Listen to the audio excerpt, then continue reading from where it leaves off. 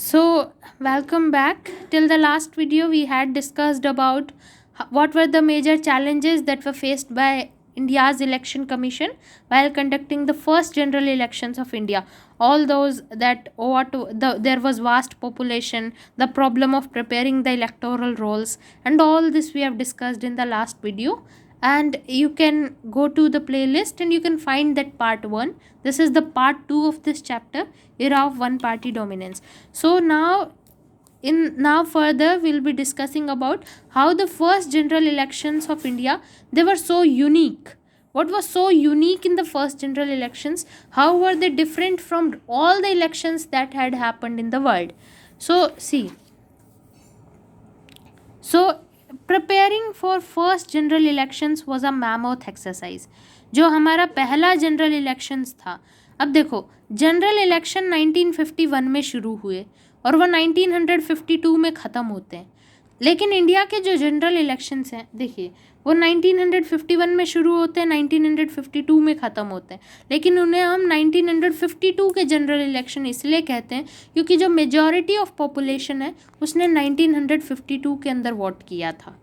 ठीक है, तो इलेक्शंस हमारे 1951 में शुरू हो गए थे और ख़त्म 1952 में हुए। लेकिन हम उन्हें 1951 इलेक्शंस के बजाय 1952 इलेक्शंस कहते हैं।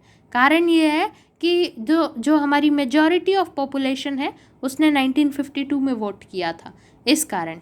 तो इंडिया का जो पहला जनरल इलेक्शंस था वो बहुत लंबा प्रोसेस था, लेकिन बहुत यूनिक भी था क्योंकि no such election was ever conducted on such a large scale. दुनिया में कभी भी कोई भी इलेक्शन इतने लार्ज स्केल पर कभी भी पहले कंडक्ट नहीं हुआ था। उसके साथ ही 17 करोड़ वोटर्स, पूरे भारत में there were 17 crore eligible voters. 17 crore ऐसे लोग थे who are eligible to vote, और इन 17 करोड़ लोगों को 3200 MLAs चुनने थे, 489 MPs चुनने थे। Difference between MLA and MP is that MLAs वो स्टेट लेजिस्लेटिव असेंबली के लिए चुने जाते हैं और MPs राज्यसभा या लोकसभा के लिए चुने जाते हैं। अब इतने जो 17 करोड़ लोग थे, इनमें से केवल 15% वर लिटरेट, केवल 15% पढ़े लिखे थे। तो इनके लिए कोई एक स्पेशल मेथड निकालना था। भाई 85% पॉपुलेशन पढ़ी लिखी नहीं है, आप उससे कैसे उम्मीद कर सकते कि वो लिख के अपने जो भी वोट है वो डाल देंगे। तो उनके लिए कोई स्पेशल मेथड, कोई स्पेशल तरकीब निकालनी थी कि किस तरीके से इन लोगों के वोट्स लिए जा सकें। उसके साथ ही 3 लाख पोलिंग स्टाफ को ट्रेन किया था। इलेक्शन कमीशन ऑफ इंडिया ने 3 लाख पोलिंग स्टाफ को ट्रेन किया था इंडिया के फर्स्ट जनरल इलेक्शंस को करवाने के लिए। उसके साथ ही ये बहुत इंपॉर्टेंट लाइन है, this was the first test of democracy in a poor and illiterate country. ये ना केवल इंडिया के इलेक्शंस थे, ना केवल इंडिया की डेमोक्रेसी का टेस्ट था, ये पूरी दुनिया के लोकतंत्र की भी एक परीक्षा थी कि क्या डेमोक्रेसी इलिटरेट और पुअर कंट्रीज़ में पॉसिबल है, क्या डेमोक्रेसी गरीब और अनपढ़ देश में भी पॉसिबल है, क्या वहाँ पर भी डेमोक्रेसी लाई जा सकती है। क्योंकि उससे पहले दुनिया में कहीं अगर डेमोक्रेसी थी तो यूरोप और नॉर्थ अमेरिका के अमीर देशों में थी। यहाँ पर ज़्यादातर जनसंख्या पढ़ी लिखी थी और यहाँ पर ये जो लोग थे ये ना केवल पढ़े लिखे थे, अमीर भी थे। तो अमीर और पढ़े लिखे देशों में ही लोकतंत्र था। और पहली बार जब भारत में लोकतांत्रिक तरीके से इलेक्शन करवाए गए तो ये एक डेमोक्रेसी का टेस्ट था कि क्या डेमोक्रेसी एक पुअर, एक गरीब और एक अनपढ़ देश के अंदर संभव है या नहीं। फिर बाद में मुद्दा आता है यूनिवर्सल अडल्ट फ्रेंचाइजी। तो यूनिवर्सल अडल्ट फ्रेंचाइजी क्या होती है? यूनिवर्सल अडल्ट फ्रेंचाइजी का मतलब all the people they are eligible to vote above the age of 18 years. ठीक है, 18 साल से ऊपर के जितने भी लोग हैं वो वोट देने के हकदार हैं। रेदर दे आर मेल और फीमेल, दे हैव प्रॉपर्टी और they don't have, no matter from which caste they belong, whoever is above the age of 18 years he is eligible to vote। वो होता है universal adult franchise. Universal adult franchise का मतलब कोई भी व्यक्ति जो 18 वर्ष से ऊपर की उम्र का है, कोई मतलब नहीं वो अमीर है, गरीब है, महिला है, पुरुष है, ठीक है, प्रॉपर्टी है नहीं है कुछ भी नहीं, वो वोटर है, ठीक है, वो वोट कर सकता है। तो यूनिवर्सल एडल्ट, अब देखो फ्रांस 1789 में आज़ाद हुआ, ठीक है, और उसने अपनी वुमेन को वोटिंग राइट्स 1942 में दिया, ठीक है, वो अपने कंट्री में यूनिवर्सल एडल्ट फ्रेंचाइजी 1942 में लाया, ठीक है। देखो 1789 से 1942 कितने साल लग गए। यूएसए 1776 में आज़ाद हुआ, वो अपनी कंट्री में यूनिवर्सल एडल्ट फ्रेंचाइजी 1920 में लाया। इंडिया 1947 में आज़ाद हुआ और 1947 में ये अपनी कंट्री में यूनिवर्सल एडल्ट फ्रेंचाइजी हम लेकर आ गए। तो आप देखिए हमने इतना मॉडर्न अप्रोच अपनाई, ठीक है, ये अपने आप में बहुत लिटरेट, बहुत पढ़े लिखे और अमीर देश बनते, लेकिन इन्होंने भी वो बोल्ड अप्रोच, वो मॉडर्न अप्रोच नहीं अपनाई। अपनी वुमेन को वोटिंग राइट्स इतनी लेट दिए, लगभग 100-150 साल बाद ये लोग अपनी वुमेन को वोटिंग राइट्स दे रहे हैं। अमेरिका ने तो 200 साल ही कर दी, 200 साल से भी ऊपर, और इंडिया ने आज़ाद होते ही अपनी वुमेन को वोटिंग राइट्स दिए और यूनिवर्सल एडल्ट फ्रेंचाइजी को अपने देश में लागू कर दिया। तो इंडिया का ये जो डिसीजन था कि आज़ाद होते ही यूनिवर्सल एडल्ट फ्रेंचाइजी को लाना, इसको बड़ा ही बोल्ड डिसीजन माना गया, बहुत ही रिस्की डिसीजन माना गया, ठीक है। तो एक इंडियन एडिटर था न्यूज़पेपर में, एक एडिटर इंडिया का ही था, वो इसे बिगेस्ट गैम्बल इन हिस्ट्री, इतिहास का सबसे बड़ा जुआ इसे करार देता है कि universal adult franchise is the biggest gamble, gamble means जुआ, it is the biggest gamble in history. फिर ऑर्गेनाइज़र, ये एक मैगज़ीन का नाम है, ऑर्गेनाइज़र मैगज़ीन कहती है कि Jawaharlal Nehru would live to confess the failure of universal adult franchisee in India।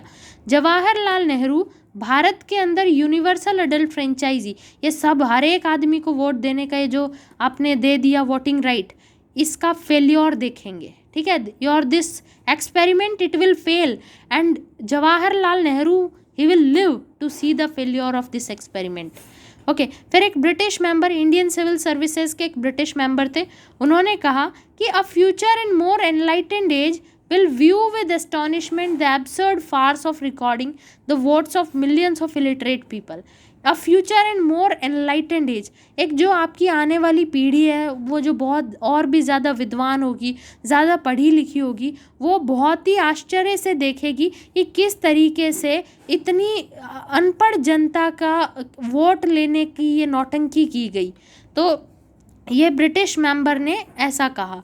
तो इस तरीके से सारी दुनिया से इंडिया के ऊपर कटाक्ष हो रहे थे, इंडिया को क्रिटिसाइज़ किया जा रहा था इतना बोल्ड डिसीजन लेने के लिए, लेकिन इंडिया के लीडर्स पीछे नहीं हटे, उन्होंने इतना बोल्ड डिसीजन लिया कि no matter what may come we will give voting rights to each and every citizen of India, no matter she is a woman, he is a male, no problem, everybody will be given voting rights. तो इस तरीके से हमारे first general elections शुरू होते हैं।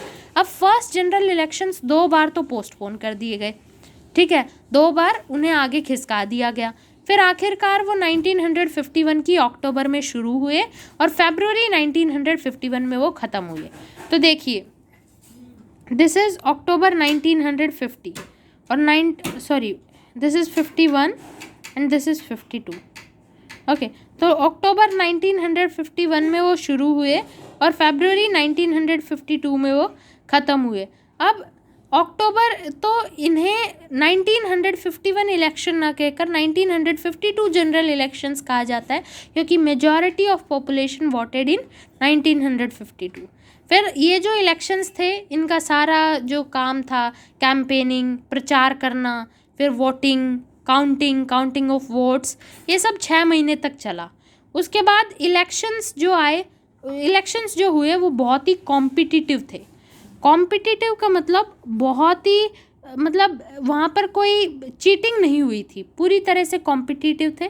हर एक seat पर 4 कैंडिडेट थे, एक सीट थी और उस पर 4 कैंडिडेट खड़े थे, और जो हारे तो पार्टिसिपेशन लेवल भी बहुत एनकरेजिंग था, ठीक है, आधे से ज़्यादा लोग अपने घरों से बाहर आए उस दिन, उन्होंने वोट किया, ठीक है। हमारी जो 17 करोड़ पॉपुलेशन थी उसमें से 8 to 9 करोड़ लोगों ने वोट किया, उन्होंने अपना वोट डाला।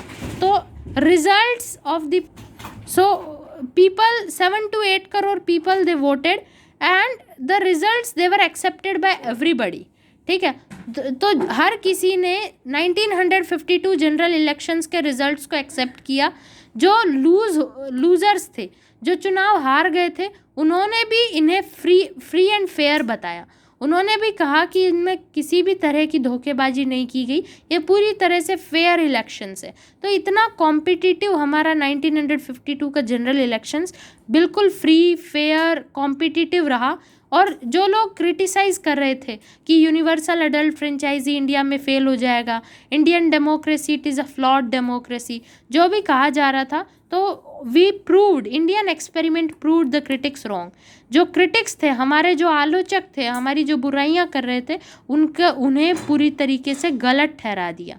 ठीक है, तो जैसे ही इलेक्शंस हो गए तो टाइम्स ऑफ इंडिया ने लिखा, the polls have confounded all sceptics who thought introduction of universal adult franchise is too risky an experiment in this country। तो ये जो पोल्स हैं, ये जो इलेक्शंस हुए हैं, इन्होंने उन सारे आलोचकों की सोच के ऊपर पानी फेर दिया कि ये जो क्रिटिसाइज़ करने वाले लोग हैं, हमारी आलोचना करने वाले जो लोग हैं, इनकी सोच के ऊपर पानी फेर दिया। कॉन्फाउंडेड मीन्स पानी फेर देना, उनकी सोच के ऊपर पानी फेर दिया। जो लोग ऐसे सोचते थे कि यूनिवर्सल अडल्ट फ्रेंचाइजी का इंट्रोडक्शन इस कंट्री के अंदर बहुत रिस्की है। ठीक है, बहुत सारे ऐसे लोग हैं इस देश के अंदर जो सोचते हैं कि अगर इंडिया में यूनिवर्सल अडल्ट फ्रेंचाइजी लागू किया जाता है, so that will be a risky decision. तो उनकी सोच के ऊपर पानी फेर दिया हमारे इस एक्सपेरिमेंट ने। फिर हिंदुस्तान टाइम्स ने लिखा, there is universal agreement that Indian people have conducted themselves admirably in largest experiment in democratic elections in the history of the world. तो इसका हिंदी अनुवाद है, यह बात हर जगह मानी जा रही है कि भारतीय जनता ने विश्व के इतिहास में लोकतंत्र के सबसे बड़े प्रयोग को बखूबी अंजाम दिया। कि जो इंडिया की जनता है, इंडिया की जो पब्लिक है, उसने डेमोक्रेसी की हिस्ट्री में सबसे बड़ा एक्सपेरिमेंट करके दिखाया है। डेमोक्रेसी है जो दुनिया में डेमोक्रेटिक सरकारें हैं, पूरे इतिहास में सबसे बड़ा एक्सपेरिमेंट अगर डेमोक्रेसी की फील्ड में हुआ है तो वो इंडिया की पब्लिक ने करके दिखाया है। फिर जो बाहर से ऑब्जर्वर्स थे, जो सारी दुनिया में बैठे हमारे इलेक्शंस को देख रहे थे, उन्होंने भी हमारे इलेक्शंस को फ्री एंड फेयर घोषित किया और वो बहुत इम्प्रेस थे कि इंडिया ने कितनी अच्छे से इस सब पर जीत हासिल की है। तो इंडिया के 1951 election 52 I would say 1952 elections ने प्रूव कर दिया कि yes, democracy is possible anywhere in the world. If you want to establish democracy in your country, you need not be rich, you need not be illiterate. Anybody who wants to establish democracy, आपको ज़रूरी नहीं है democracy अमीर देशों में ही लागू हो, सिर्फ पढ़े लिखे देशों में लागू। Democracy is possible anywhere in the world. India के इलेक्शन से पहले दुनिया में ऐसा माना जाता रहा था कि democracy is possible in the rich countries only, लेकिन इंडिया ने जैसे ही अपनी कंट्री में डेमोक्रेसी एस्टेब्लिश कर दी, उसके बाद ये प्रूफ हमारे पास था कि ये बात गलत है कि डेमोक्रेसी सिर्फ अमीर देशों में लागू हो सकती है, गरीब और इलिटरेट कंट्रीज़ में भी डेमोक्रेसी लागू की जा सकती है। तो इंडिया के जो फर्स्ट 3 जनरल इलेक्शंस थे उसमें कांग्रेस की डोमिनेंस रही। ठीक है, कांग्रेस सबसे बड़ी पार्टी बन के उभरती रही। अब देखो, जब पहले इलेक्शंस हुए, पहले जनरल इलेक्शंस 1952 के, तो उसमें कांग्रेस पार्टी बहुत ही भारी बहुमत से जीत कर आई। अब ये कोई आश्चर्य की बात नहीं थी कि कांग्रेस पार्टी इतने भारी भरकम बहुमत से जीत कर आई, ये कोई आश्चर्य की बात नहीं थी, क्योंकि 3 कारण, बहुत सारे कारण थे कि कांग्रेस पार्टी जीतनी थी। कांग्रेस पार्टी की जीत तय थी, इलेक्शन से पहले तय थी। क्यों? कारण क्यों था? क्योंकि it inherited the legacy of national movement. हमारा आज़ादी का जो संग्राम लड़ा गया था उसमें कांग्रेस पार्टी बहुत एक्टिवली वहाँ पर इन्वॉल्व थी और नेशनल मूवमेंट की विरासत उसे मिली हुई थी। तो एक कारण ये था।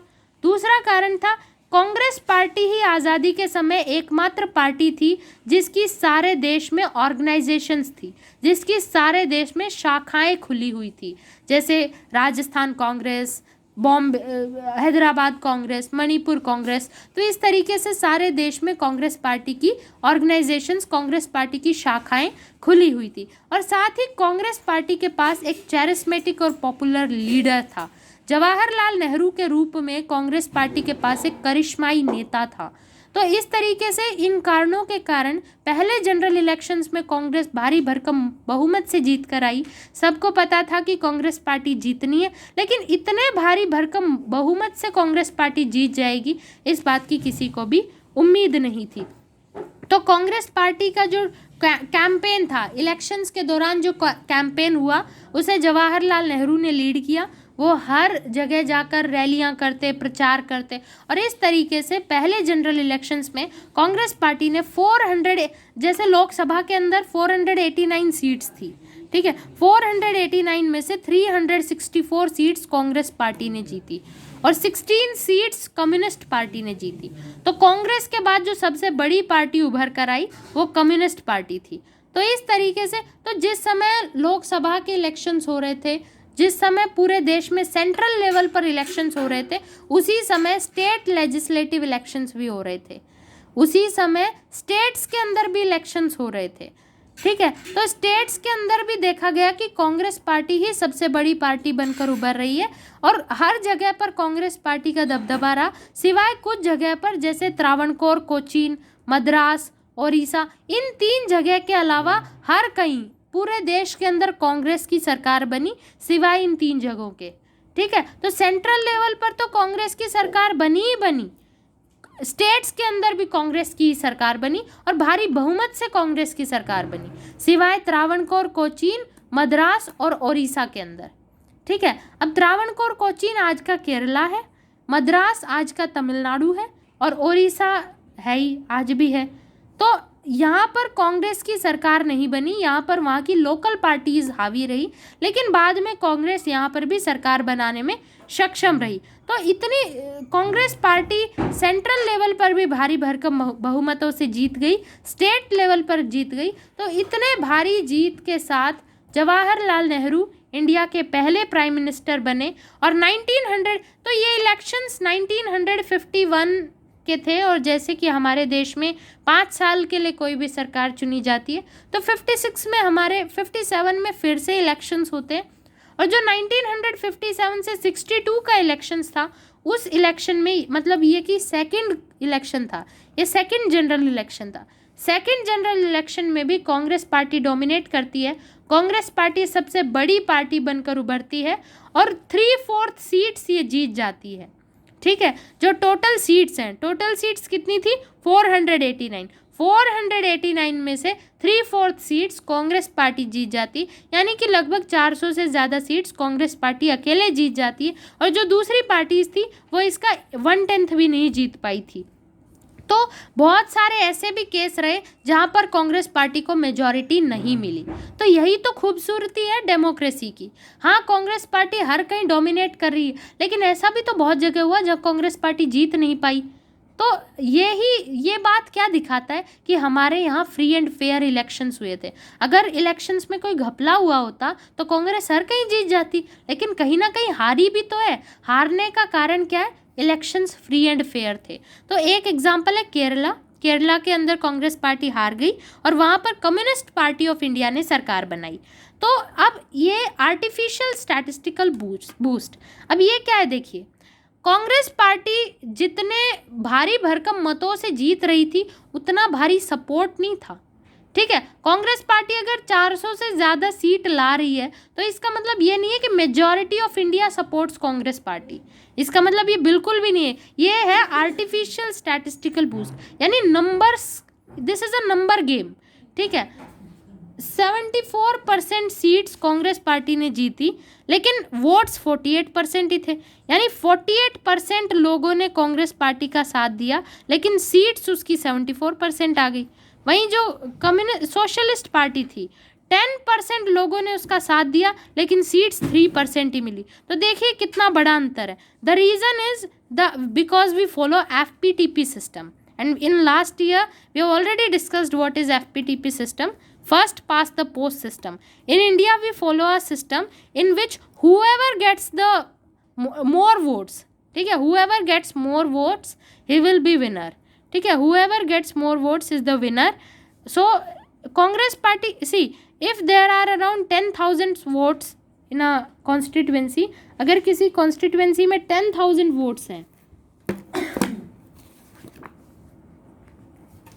सी if there are 10,000 votes in a constituency, ठीक है, इसमें से 3 people,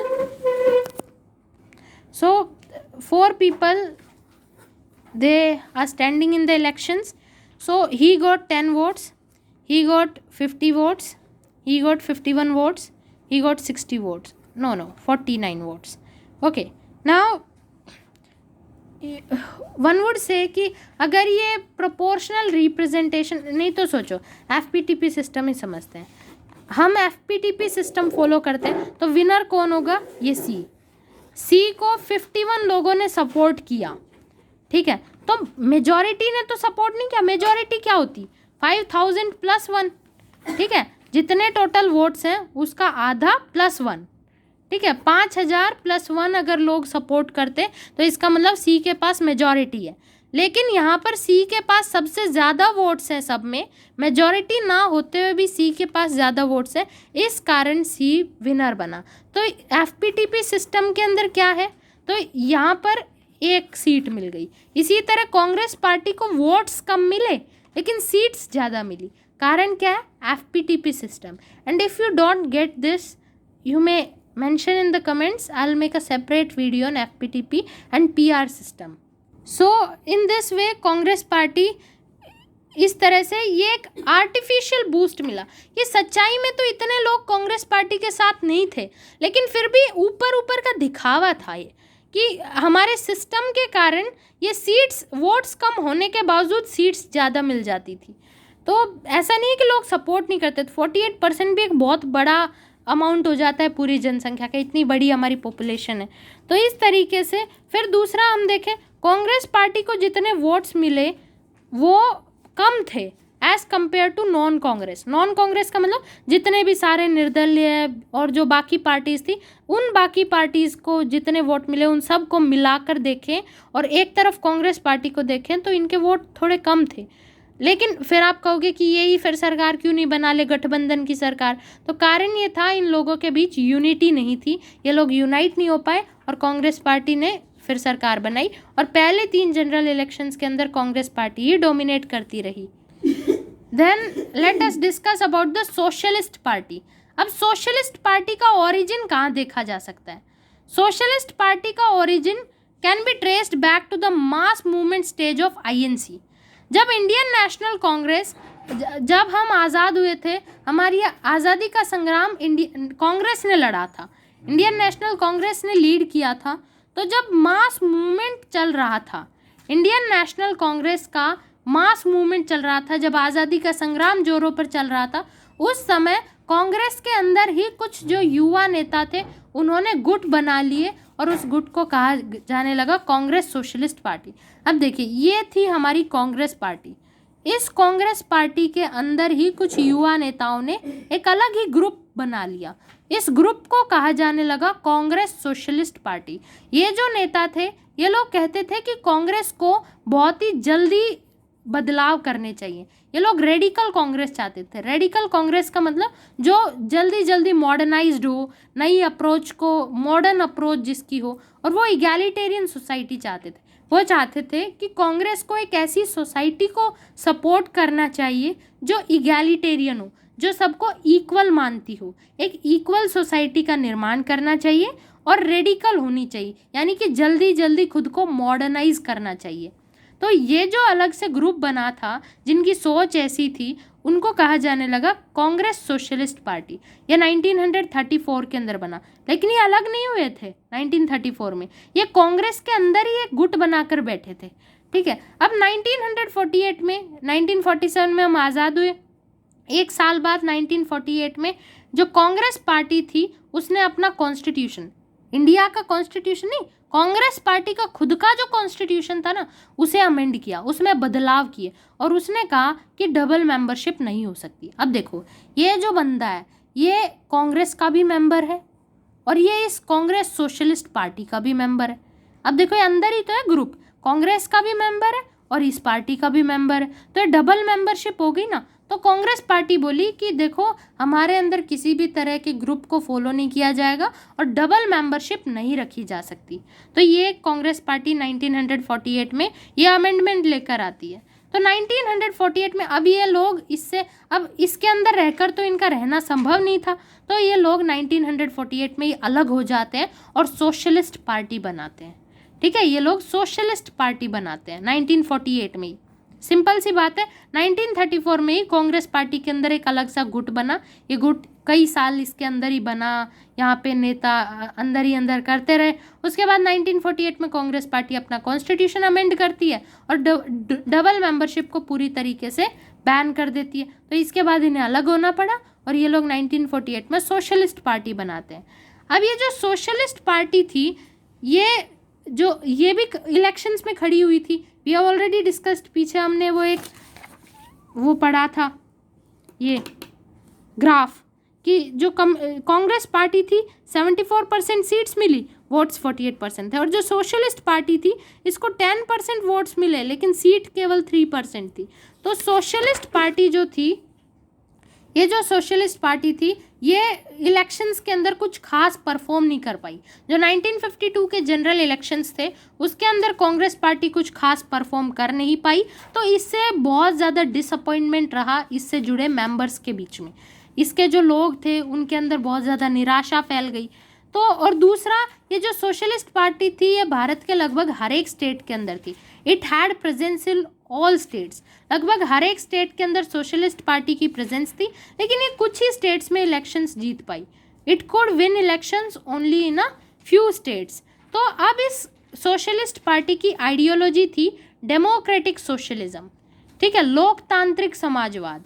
ठीक है, लोकतंत्र के अंदर डेमोक्रेसी भी होगी और डेमोक्रेसी का काम क्या होगा, लोगों की भलाई करना। लोकतंत्र का काम होगा लोक सेवा। ठीक है, डेमोक्रेटिक सोशलिज्म। अब ये जो सोशलिस्ट पार्टी थी ये बात बात पर कांग्रेस पार्टी को क्रिटिसाइज करती थी, कांग्रेस पार्टी की आलोचना करती थी कि आप लोग केवल कैपिटलिस्ट, ये जो पूंजीवाद है, जो अमीर लोग हैं केवल आप उनका सपोर्ट करते हो, लैंडलॉर्ड्स का सपोर्ट करते हो, और जो पुअर हैं, जो पीजेंट्स हैं, वर्कर्स हैं, आप उनको पूरी तरीके से इग्नोर करते हो। कांग्रेस पार्टी की अप्रोच सोशलिज्म की अप्रोच नहीं है। सोशलिज्म क्या होता है? सोशलिज्म होता है समाजवाद, where everybody is given equal rights. ठीक है, हर एक को इक्वल राइट्स दिए जाएंगे, जो भी निर्णय लिया जाएगा समाज की भलाई के लिए लिया जाएगा। तो इस तरीके से सोशलिस्ट पार्टी के लीडर्स कांग्रेस को बहुत ज़्यादा क्रिटिसाइज करते थे कि you favour capitalist, you favour the landlords and you ignore the workers and peasants. अब 1955 के अंदर कांग्रेस पार्टी मद्रास के अंदर अपना एक सेशन लेती है और इस सेशन में कांग्रेस पार्टी ये अनाउंस कर देती है कि उसकी जो आइडियोलॉजी होगी वो सोशलिस्टिक पैटर्न ऑफ सोसाइटी होगी। ठीक है, समाज का सोशलिस्टिक पैटर्न, यानी कि हम समाज के अंदर जो भी काम करेंगे वो प्रॉफिट के मकसद से नहीं करेंगे, समाज की भलाई के मकसद से करेंगे। तो 1955 में कांग्रेस पार्टी ये अप्रोच अपना लेती है। अब सोशलिस्ट पार्टी के पास कोई मुद्दा नहीं रह गया था, क्योंकि अब तक ये कांग्रेस पार्टी के ऊपर सिर्फ इसी मुद्दे को लेकर अटैक करते आए थे। अब सोशलिस्ट पार्टी के पास कोई मुद्दा नहीं रह गया। सोशलिस्ट पार्टी खुद को कांग्रेस के एक ऑल्टरनेटिव के रूप में नहीं प्रोजेक्ट कर पाई। पहले तो वो कहती थी कि लोगों के आगे प्रचार भी करती थी कि आप कांग्रेस को वोट मत दीजिए, हम सोशलिज्म की आइडियोलॉजी को लाएंगे। ठीक है, हमारी आइडियोलॉजी सोशलिज्म की आइडियोलॉजी। अब जबकि कांग्रेस पार्टी ने खुद सोशलिज्म की आइडियोलॉजी डिक्लेयर कर दी तो इनके पास अब कोई मुद्दा नहीं रह गया। तो इनके अंदर भी क्या हो गए, गुटबाजियाँ शुरू हो गई, इनके अंदर भी बहुत ज़्यादा फैक्शंस बढ़ गए, इनके अंदर फूट पड़ गई। एक तरफ वो लोग आ गए जो कांग्रेस से बहुत दूर चले गए। ठीक है, जो सोशलिस्ट पार्टी थी उनके अंदर दो तरह के लोग बट गए। ठीक है, एक तरफ वो आ गए जो कांग्रेस पार्टी को अब भी क्रिटिसाइज करते थे और उससे दूरियां बढ़ा ली, तो इनके लीडर थे राम मनोहर लोहिया। दूसरी तरफ थे वो जो कांग्रेस पार्टी के नज़दीक आ गए और उसे कोऑपरेट करने लगे, इनके लीडर थे अशोक मेहता। तो इस तरीके से सोशलिस्ट पार्टी एक के बाद टूटने लग गई। ठीक है, इनके पास कोई मुद्दा नहीं था, लोगों के सामने खुद को प्रोजेक्ट नहीं कर पाए, खुद के कार्यकर्ता, खुद के जो मेंबर्स थे पार्टी के, वो पार्टी से सेटिस्फाइड नहीं थे। तो इस तरीके से सोशलिस्ट पार्टी बहुत ज़्यादा भागों में टूट गई, जैसे किसान मजदूर प्रजा पार्टी, प्रजा सोशलिस्ट पार्टी, संयुक्त सोशलिस्ट पार्टी। ये उस समय कुछ फैक्शंस बने थे पार्टी के अंदर। इनके अंदर बहुत सारे लीडर्स आ गए, जैसे अशोक मेहता, आचार्य नरेंद्र देव, जेपी नारायण, अच्युत पटवर्धन, राम मनोहर लोहिया, एसएम जोशी। तो ये सारे लीडर्स सोशलिस्ट पार्टी के अंदर ही अपनी अलग अलग आइडियोलॉजी लेकर आगे बढ़ते रहे। तो आज के समय में भी इंडियन पॉलिटिक्स के अंदर बहुत सारी पार्टीज़ हैं जो सोशलिस्ट पार्टी की अप्रोच को अपनाती हैं। यानी आज हम इन पार्टीज़ की आइडियोलॉजी को देखें तो कहीं ना कहीं इनकी आइडियोलॉजी जो 1934 1948 वाली जो सोशलिस्ट पार्टी थी उनकी आइडियोलॉजी से मेल खाती है। इनमें जैसे समाजवादी पार्टी है, राष्ट्रीय जनता दल है, जनता दल यूनाइटेड है, जनता दल सेक्युलर है। तो ये सारी पार्टीज़ हैं जिनकी आइडियोलॉजी कांग्रेस पार्टी के साथ मिलती है। Now in the next video we will be discussing about nature of Congress dominance, कि किस तरीके से कांग्रेस पार्टी ने डोमिनेट किया। And these are very attractive notes, you can take screenshot. I'll be providing one space for screenshot as well.